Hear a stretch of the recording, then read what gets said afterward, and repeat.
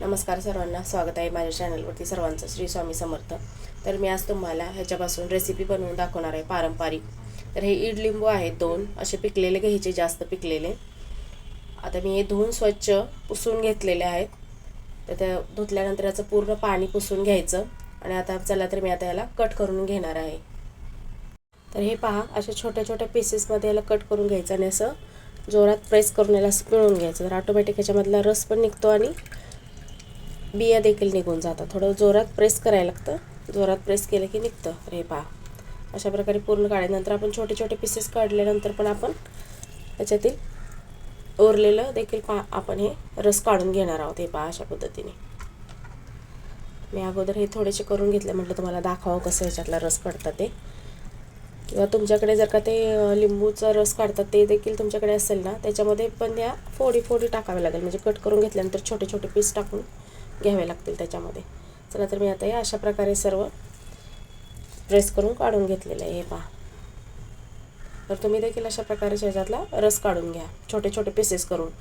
तर हे छोटे नाही पीस केले ना तर निघत नाही, ह्याच्यामधला जो रस आहे ना तो नाही निघत. तर हे पहा, मी अशा प्रकारे छोटे छोटे पीसेस करून घेतलेले आहेत. तर तुम्ही देखील अशा प्रकारे यातला पूर्णपणे रस मी दाबून दाबून काढलेला आहे. पहा, आणि हा एवढा रस निघालेला आहे. तर ह्या रसाचा तुम्हाला टिप सांगते.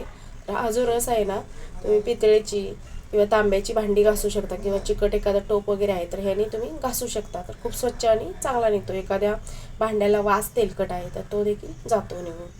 चला तर मी आता साहित्य दाखवणार आहे तुम्हाला.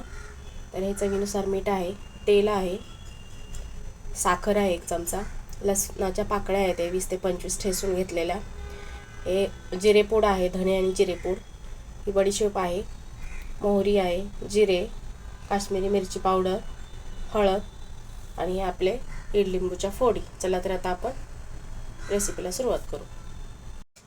हे पहा, बडीशेप आणि मोहरी जी आहे ही मी आता थोडीशी भाजून म्हणजे गरम करून त्याची जाडसर पूड करून घेणार आहे. हे पहा, मी आता गॅस पेटवून त्याच्यामध्ये तेल टाकलेलं आहे. जे मी तुम्हाला दाखवलेले मेजरमेंट ते पूर्ण तेल ह्याच्यामध्ये टाकलेलं आहे. आता तेल चांगलं गरम झालं की आपण याच्यामध्ये लसणाच्या पाकळ्या ठेचून घेतलेल्या त्या टाकून घेणार आहे. पहा, तेल गरम झालेलं आहे.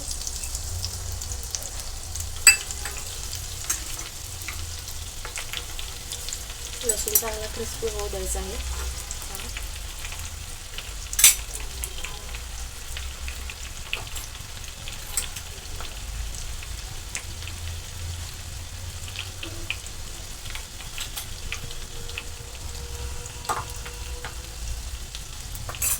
त्याच्यामध्ये जिरे टाकून घेणार आहे. हे पहा,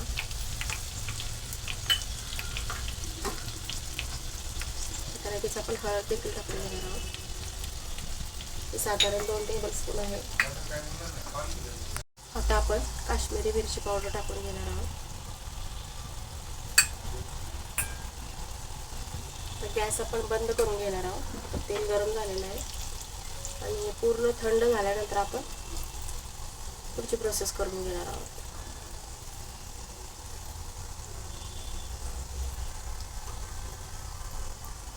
आता आपला तडका थंड होतोय तोपर्यंत आपण या बाकीच्या गोष्टी टाकून घेणार आहोत. हे धणे आणि जिरे पूड आहे, भाजून घेऊन याची पूड करून घेतलेली आहे मिक्सरमधून. तर हे आता आपण ह्याच्यामध्ये टाकून घेणार आहोत. ही 1 चमचा साखर आहे, हे देखील याच्यामध्ये टाकून घेणार आहोत. आता चवीनुसार मीठ टाकून घेणार आहोत आपण. हे पहा, तुम्ही तुमच्या चवीनुसार टाकू शकता. आणि आता हे सर्व व्यवस्थित मिक्स करून घेणार आहोत. हे पहा, मी आता मिक्स करून घेणार आहे.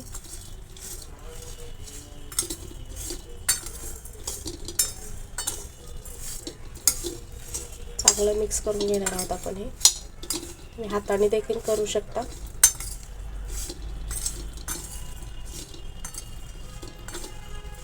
मी ज्याप्रमाणे मेजरमेंट सांगितलेलं आहे आणि मी ज्याप्रमाणे याची कृती केलेली आहे त्याप्रमाणे तुम्ही केली तरी 6 महिने ही रेसिपी टिकते.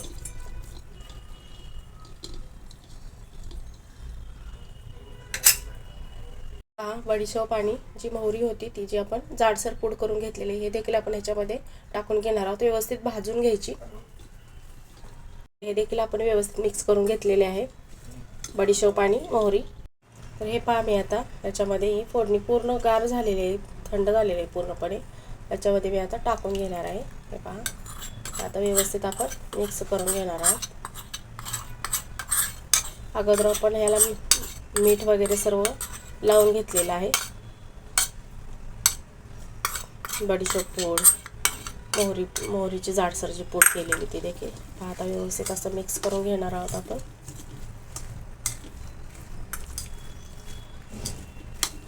पहा कसा कलर आलेला आहे.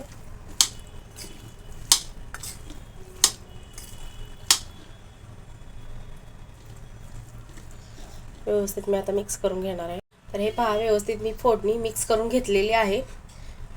हे तुम्ही काचेच्या बरणीमध्ये किंवा चिनी मातीच्या बरणीमध्ये स्वच्छ धुवून बरणी पुसून त्या बरणीमध्ये ठेवायचं आणि 7 ते 8 दिवस त्याला चांगलं मुरू द्यायचं. मग खाण्यासाठी आपलं तयार आहे इडलिंबूचं चटपट असं लोणचं. तर कशी झाली आहे रेसिपी कमेंट करून नक्की सांगा. तुम्ही देखील अशा प्रकारे बनवून पहा. असेच नवनवीन रेसिपी पाहण्यासाठी प्लीज माझ्या चॅनलला सबस्क्राईब करा.